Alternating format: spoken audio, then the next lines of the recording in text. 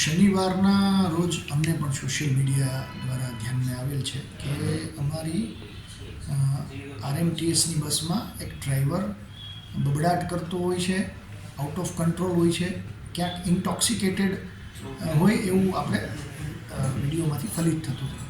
એ ધ્યાને લઈ અને ડિસિપ્લિનરી એક્શનના ભાગરૂપે અમે તાત્કાલિક અસરથી એને ટર્મિનેટ કર્યું અને એજન્સી પાસેથી અમે ખુલાસો જવાબ માંગ્યો કે આવું કેમ બનવા પામેલ છે.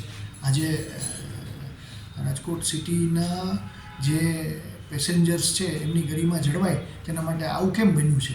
તો એમને પહેલાં જે બાબુભાઈ વનજીભાઈ પરમાર છે એમની પાસેથી અમને જવાબ મેળવીને આપ્યો છે. એમાં એમને માનસિક બીમારી હતી.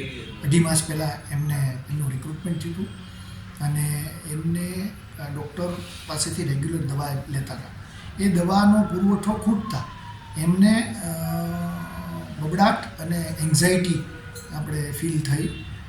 પેટમાં જે પેલું થાય એન્ઝાયટી એવું એમને થતાં એમનો માનસિક કંટ્રોલ ગુમાવેલો હતો એમણે અને એ ઝૂમતા હતા અને એવું એમણે લેખિતમાં આપેલું છે.